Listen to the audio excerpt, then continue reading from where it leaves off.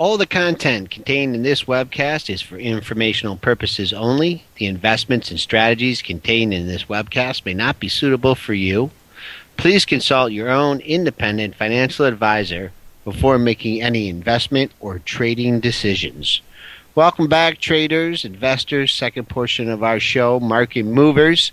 And let's start with the big mover yesterday, Bank America. Bank America has been on a tear, Joel. If we look here, just 4 trading sessions ago, this thing was trading around $8. It traded up to 10 yesterday. That is just an overdone rally. Actually getting sold off though yesterday afternoon. There was a rumor flying around that they might issue issue some more shares. So that scared the market, made it nervous, sold off. After hours last night, Bank of America came out and said we have no intentions of issuing new shares, and now the stock, and that spiked the stock after hours, and it's spiking up a little bit again this morning. So $9.62 is trading up 9 cents from its 4 o'clock close of $9.53. A lot of air everywhere in this one, though, so if you're trading this one, expect a little bit of additional volatility. I still think $10 is big psychological resistance. What do you think on Bank of America? Yeah, it did. When that news came out, Dennis, it did spike back up over $10, but just came right back down. So sellers are starting to step a real close eye on this 968 to 970 level. That has put stopped the rally since the 7 o'clock low. Use that as resistance. I mean, also you got to look at those everyone that's bought it all the way down probably said, hey, if that thing ever gets back to $10, I'm selling it. Looking at on the dailies, let's just keep an eye on yesterday's low, 951. If, in fact, it takes that out. There is other support at 933, but below 950, and I think you really got to start thinking about shorting the stock.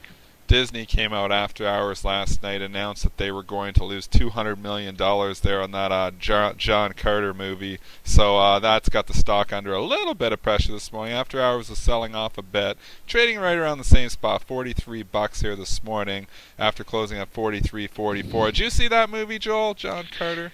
I hate all those kind of. I hate all those well, everybody else hated it too because it didn't do very well. Yeah, Harry Potter. I mean, all that stuff. Star Wars. Anyways, well, I like Star Wars. no offense to your tractor beef theory. I like your tractor beef theory. But $43 is major in this thing. It has traded under there in the pre-market. It's got to $42.91. Going on the dailies, that 43 level is confirmed. Use it as support, but I think if this thing did trade under 43, close under 43, pretty close to the top of this move because that high has been 44.08. So I look for continued pressure on the House of Mouse here.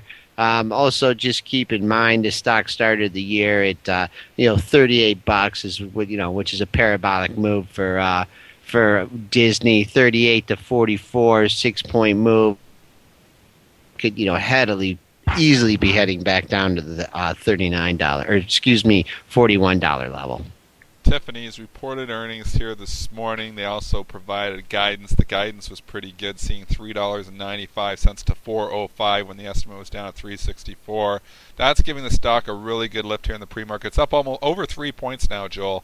71.74 after closing at 68.68. So the stock is getting a great lift. I thought that that high there from last week, 70.89 might hold, but we're trading significantly above there right now. Maybe I'd use that area for my swing number. What do you think on Tiffany's, Joel? Tiffany's got a nice pop in the pre-market up to $72. We've peeled off 40 cents since then. I'd use that 72 level as resistance. Also, if you go back in this stock and you take a look at when it gapped down back in November, it was right from this 71.56 level. So I think it's going to be hard for this thing to get through 72 today.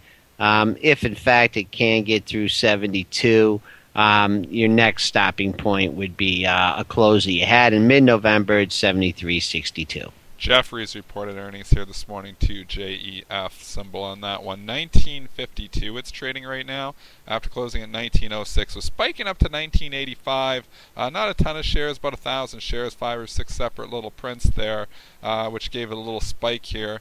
Yesterday we look at 1973 was the high yesterday, so I would keep that number in mind as well. This stock's been on a tear too. A lot of these financials have done really, really well here in the last few months.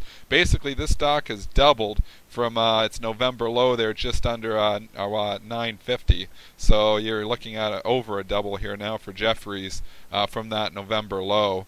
What do you think on Jefferies, Joel? Right, yesterday's high, 1973, excellent level, confirmed into pre-market with a 1985 high. So you got to really be cognizant of that level. Look at that as resistance. Looking at this stock on the downside, just below $19, 1888 and 1891 looks like major support. You really can't look for a significant correction there until we do take out that 1890 level. Adobe reported earnings here. Actually, they reported earnings last night. ADBE, the symbol on that. The stock actually, maybe Joel can grab that pre-market low, but I remember it trading down to the 32s. It's trading 33.23 right now, so down $1.28. So it is going to definitely open weaker. The stock had a nice run into the earnings. I look at this 32 level though. It bottomed out there earlier this month. 32 looks big to me, Joel. What was that pre-market low there from last night? 32.36. 32.36 is where we got to last night, so that's kind of confirming where that 32 support area is, a little bit above there, but what do you think? Yep, I would use that 32. I love that formation where it made those lows at 31.90 and 31.96 in early March. But moving above that, Dennis, we really had some major support at the 33.60 level. Beat that out yesterday. The rallies in the pre-market have been stymied at 33.50, so that whole area, 33.50, 33.60, should be major resistance. Coming back on the downside, sellers, if they get it down under 32.36, look for that major support at 32. This is a volatile one. I didn't see any news, but it's just really volatile. Yesterday had a crazy move, symbol X, which is U.S. Steel. It's trading down here another 60 cents. It had a great run up yesterday. It was up over $1.89. Got right to a 32 resistance point, made a 32.05 high. And this is where we topped out back in early February, 3 or 4 multiple times, just above 32. So interesting enough, got just above 32 and then turned around and died, trading 31.01 now. I'm looking at this. There's a lot of air to yesterday's low of 30.22 here, Joel, but there's a lot of air up to 32.05 too, so maybe I'd be a buyer in the low 30s and a seller in the upper 31s. What do you think?